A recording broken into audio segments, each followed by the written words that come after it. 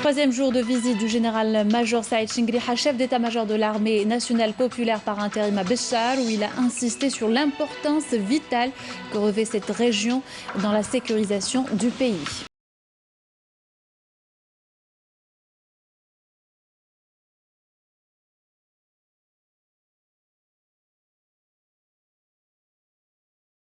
159 nouveaux cas confirmés de coronavirus et 130 personnes guéries dans le pays.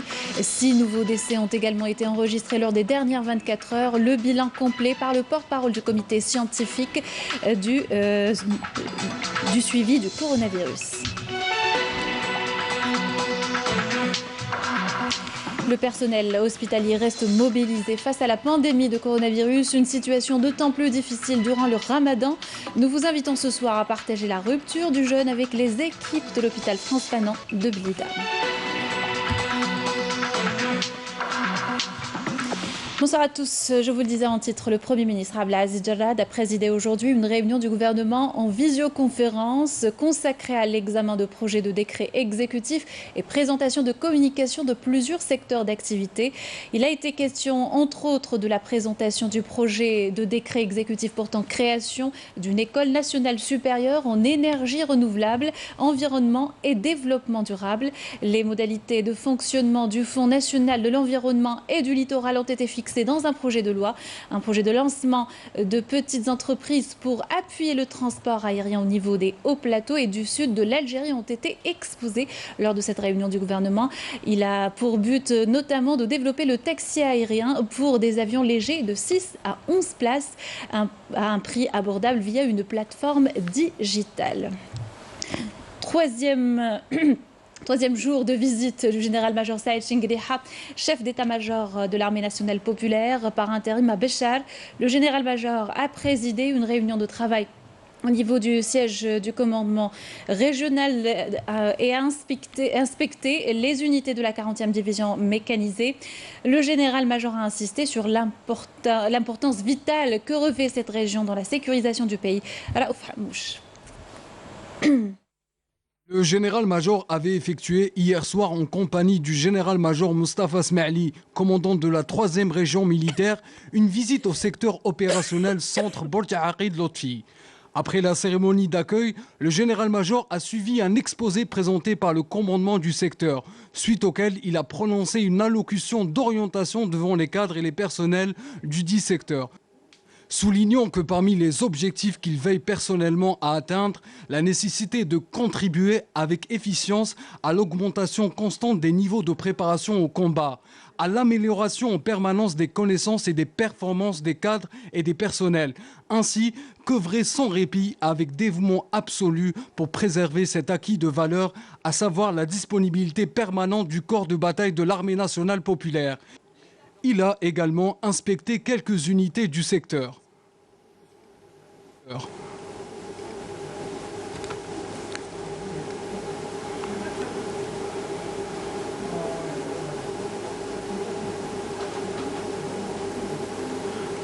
Quant à la matinée d'aujourd'hui, à l'entrée du siège du commandement de la région, le général-major a observé un moment de recueillement sur l'âme du valeureux shahid Mustafa Ben Boul'id, dont le siège du commandement de la région porte le nom, a déposé une gerbe de fleurs devant la stèle commémorative et a récité la Fatiha sur son âme et sur celle de tous nos vaillants shuhada.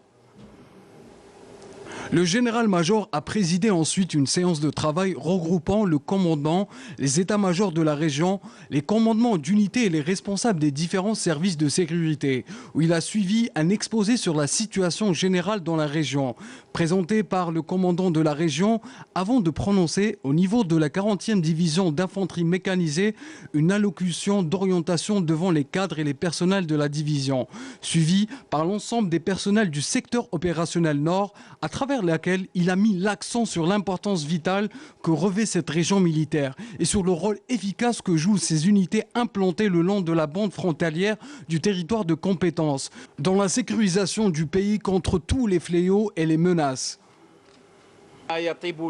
Il m'est également très agréable, à l'occasion du mois sacré du Ramadan, de vous présenter, et à travers vous, à l'ensemble des personnels de l'armée nationale populaire, mes meilleurs et sincères vœux.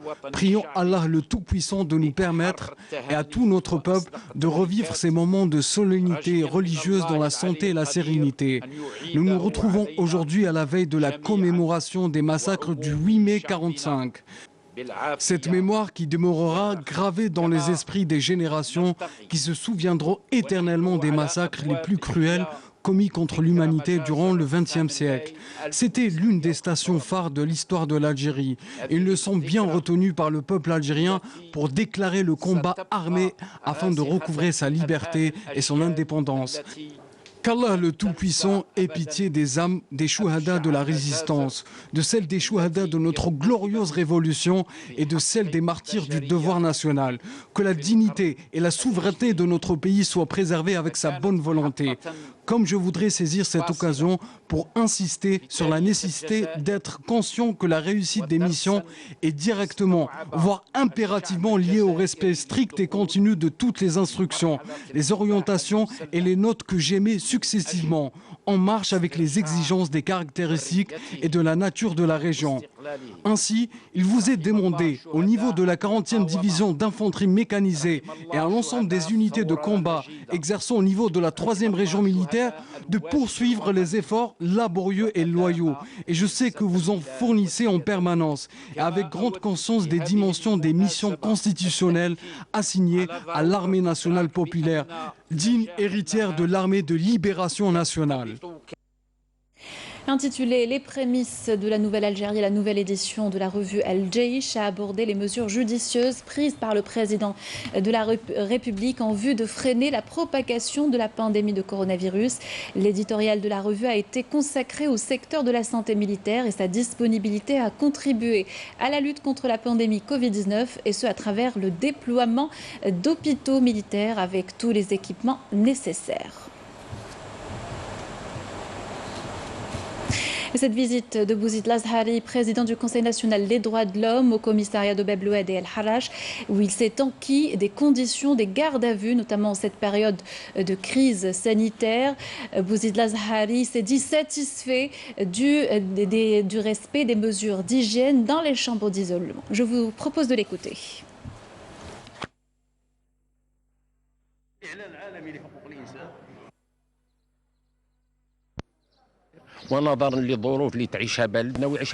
Comme beaucoup de pays au monde, l'Algérie vit un état d'urgence sanitaire. De ce fait, l'Algérie a pris des mesures fermes concernant toutes les franges de la société en vue de freiner la propagation de la pandémie de coronavirus. Notre visite a pour objectif de constater de visu les conditions d'isolement et de suivi des patients. Nous pouvons dire que les mesures sanitaires sont respectées, les chambres des patients sont stérilisées et les moyens d'hygiène sont disponibles, y compris les masques de protection, les savons et les lotions alcoolisées. Le comité scientifique de suivi de l'évolution du coronavirus est réuni aujourd'hui au siège du ministère de la Santé pour annoncer le bilan quotidien de la pandémie de Covid-19 en Algérie. On écoute le docteur Jamal Fourar, porte-parole du comité scientifique.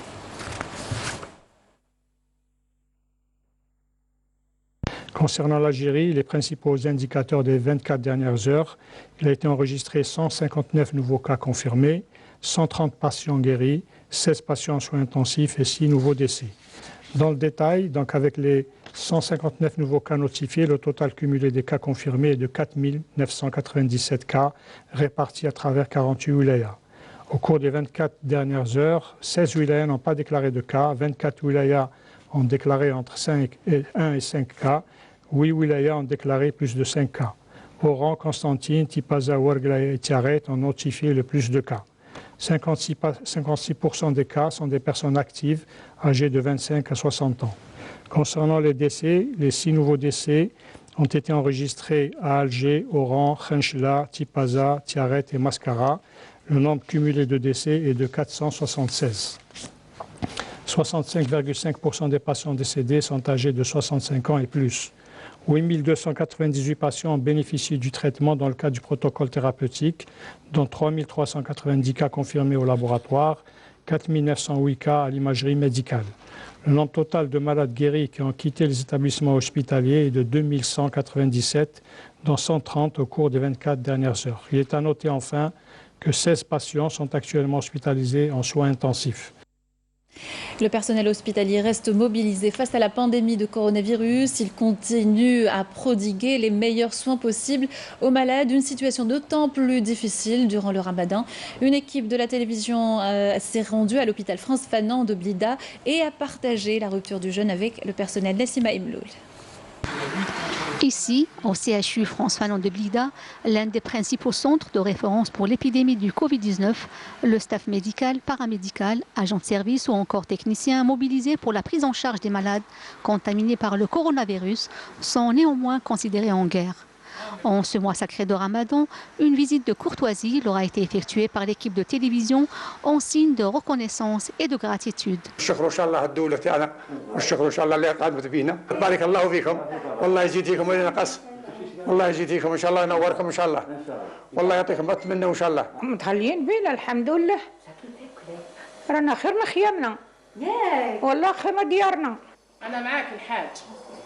وربي برحمته ان شاء الله ما خصك والو يا اخي ما خصني والو الحمد لله الحاجه ربي يعيشك ان شاء الله تعيدي في دارك ان شاء الله يا رب. Les nombreux soignants sur le front contre le nouveau coronavirus et afin d'épargner leurs proches dans ce combat vivent loin de leur famille alors que vient de débuter le mois sacré de Ramadan, habituellement rythmé par les retrouvailles autour des repas familiaux copieux.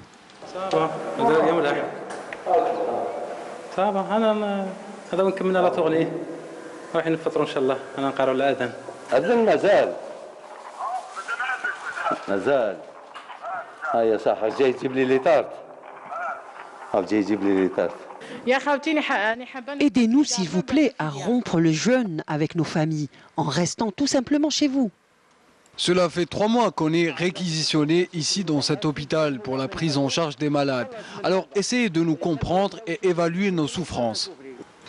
Tiraillé entre la peur et la détermination à apporter soins et assistance aux malades, depuis plus de 3 mois, le staff médical et paramédical dans les différentes institutions hospitalières vivent également la solitude et l'éloignement en ce mois sacré de Ramadan, un sacrifice pour endiguer la propagation du Covid-19 qui reste un devoir de tout un chacun. Et au cœur de l'action, les différentes unités d'intervention contre le coronavirus, des unités mobilisées grâce aux cellules de crise à travers les wilayas. Nous vous proposons ce soir un reportage dans la cellule de crise Covid-19 de la protection civile de Tipazara ou Fhamouch. صحة معليش الحاجة ريحي معايا برك دوك نعيط للطبيب تاعنا ويزي يهضر معاك سيلوفو نبحثوا لك الفرقة المختصة راهم يجوا يدوك. Il a suffi d'un appel téléphonique pour que la Direction générale de la protection civile de la wilaya de Tipaza mobilise ses agents et médecins pour qu'ils soient sur le pied de guerre. Nos équipes ont suivi cette unité qui a mis en place des moyens humains et matériels avant de prendre en charge les cas suspects. Nous procédons à une enquête sociale ou ce que nous appelons une enquête populationnelle qui nous permet d'être renseignés sur le lieu où se trouve la personne, sur sa relation avec un cas suspect et même les personnes testées positives.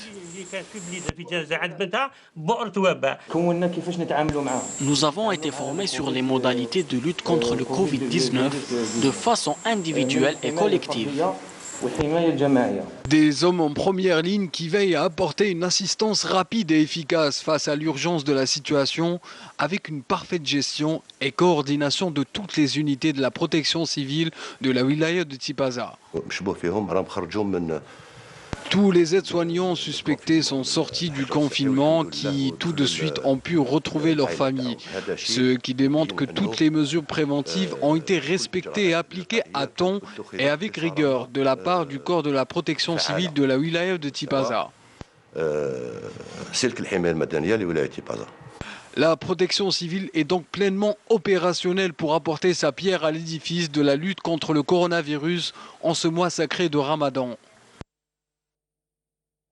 Et les gestes de solidarité se multiplient pour lutter contre le Covid-19. Exemple à Naama, l'association de protection du consommateur, avec les scouts musulmans algériens, distribuent aux habitants des masques de protection. Sid Ahmed Bouraïb. Après leur confection dans les centres de formation professionnelle, voici venu le moment de les distribuer au profit des citoyens et des commerçants. Les bavettes, un moyen de se protéger contre le coronavirus. Nous avons prévu de distribuer environ 5000 bavettes pour aider à sensibiliser la population.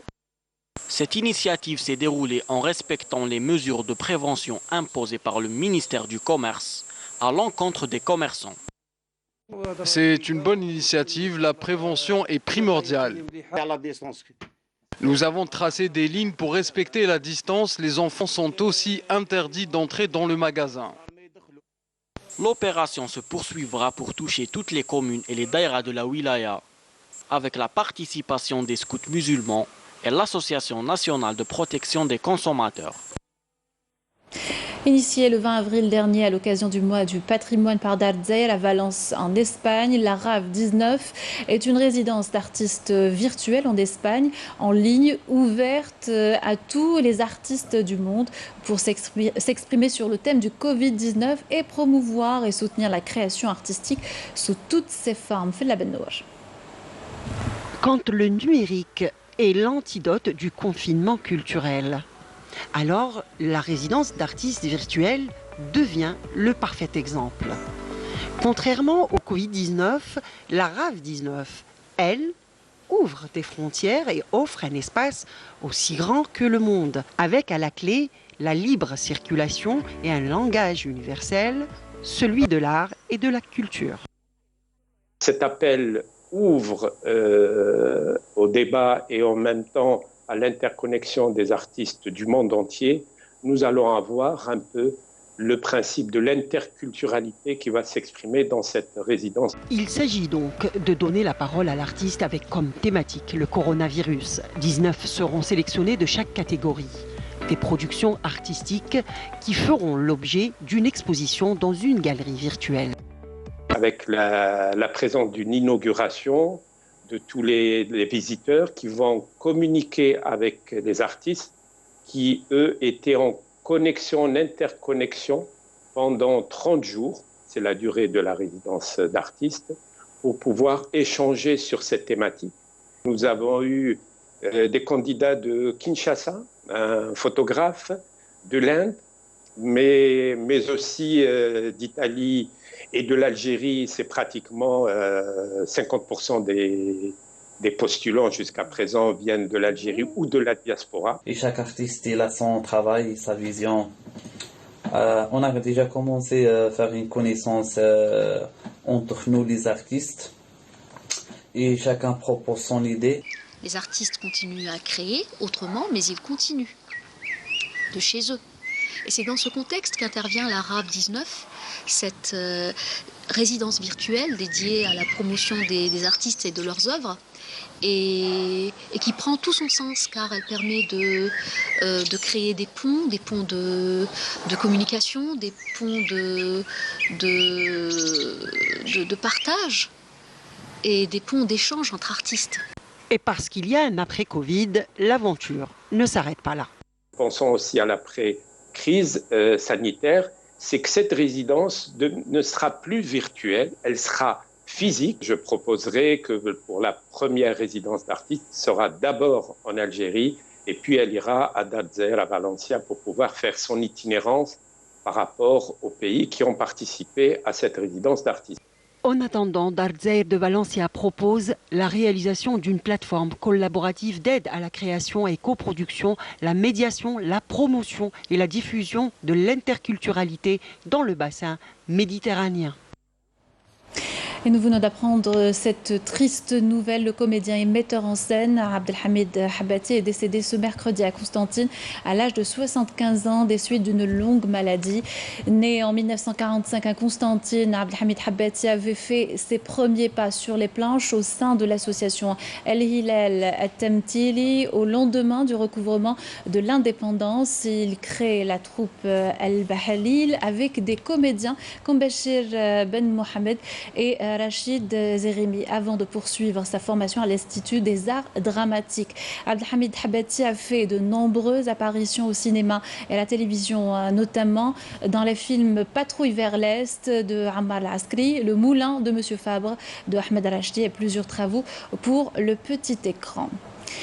Et puis ce communiqué de la RAV suite aux plaintes adressées par les citoyens à propos des programmes diffusés par certaines chaînes de télévision, à savoir Al Jazeera One, Al Haddaf TV, la chaîne Ashourour, portant atteinte à la morale et aux traditions et valeurs sociales, culturelles et spirituelles. L'autorité de régulation de l'audiovisuel, la RAV, a procédé à la convocation des responsables de ces médias qui ont apporté des éclaircissements sur les plaintes en question.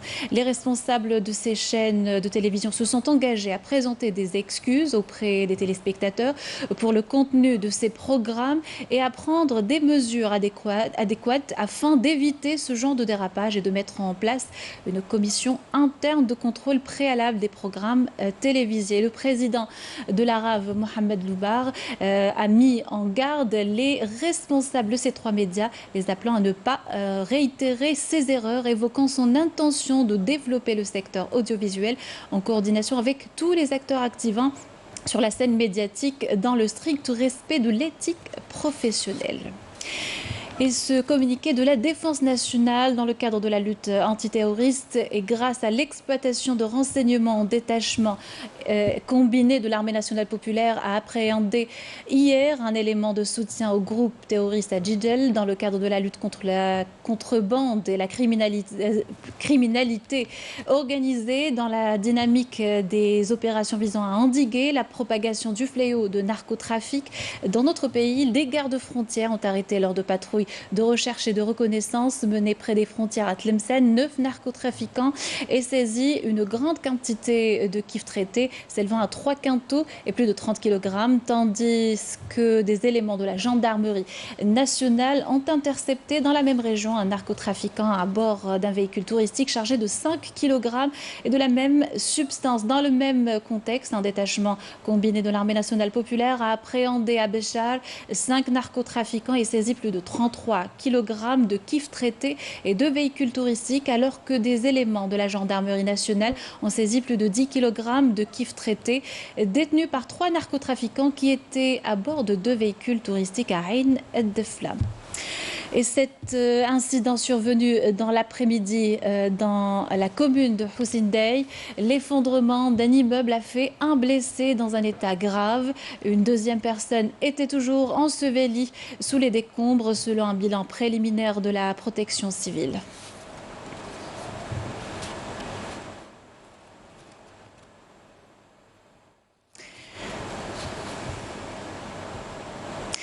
Direction à présent l'extrême sud pour une escapade dans le Tassil el-Nadjar, signé Hicham Daouf.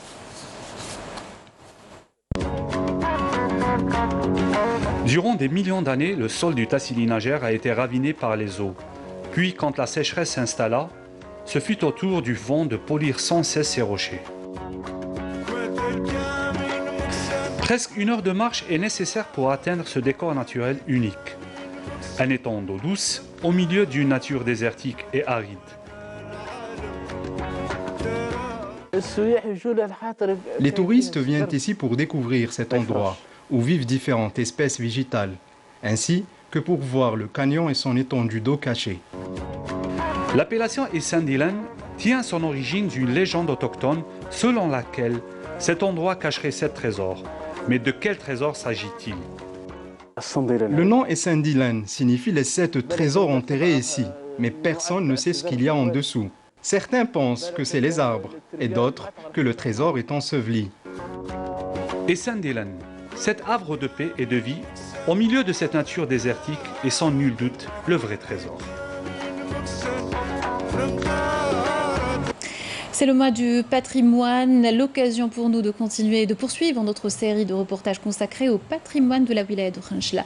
Un reportage signé Rahim Abdelaziz. Des structures de bâtiments importants apparaissent.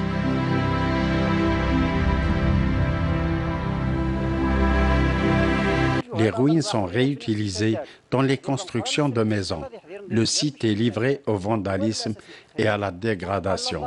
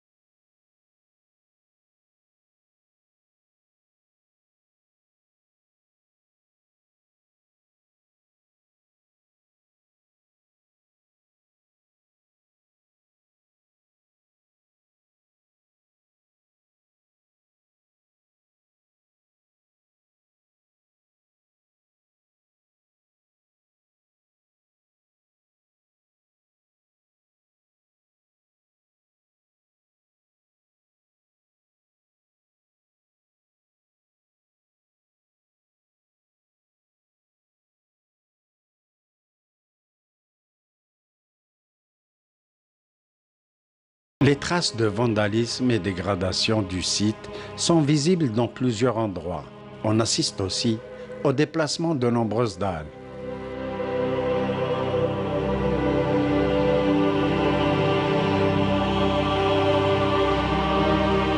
Certaines pierres sur le sol portent des motifs renvoyant à la vocation agricole de Fouris, et ce durant l'Antiquité.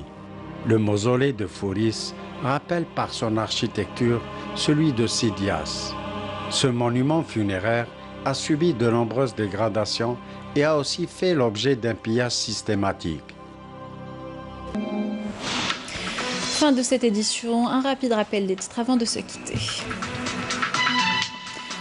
Le Premier ministre Abdelaziz Jarrad a présidé aujourd'hui une réunion du gouvernement en visioconférence consacrée à l'examen de projets de décrets exécutifs et présentation de communication de plusieurs secteurs d'activité.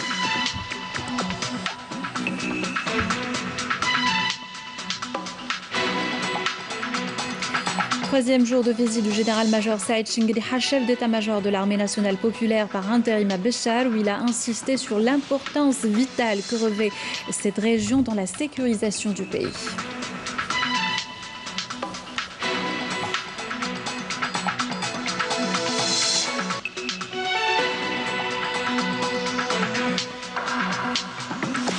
« 159 nouveaux cas confirmés de coronavirus et 130 personnes guéries dans le pays. 6 nouveaux décès ont également été enregistrés lors des dernières 24 heures.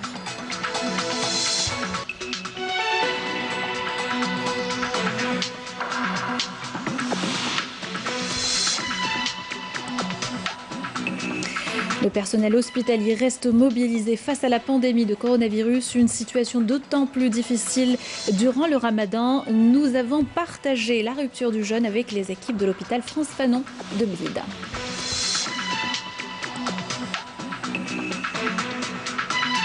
C'est la fin de ce journal. Merci de l'avoir suivi. Vous pouvez le revoir et y réagir sur les adresses qui s'affichent en bas de votre écran. Quant à moi, je vous souhaite une excellente soirée.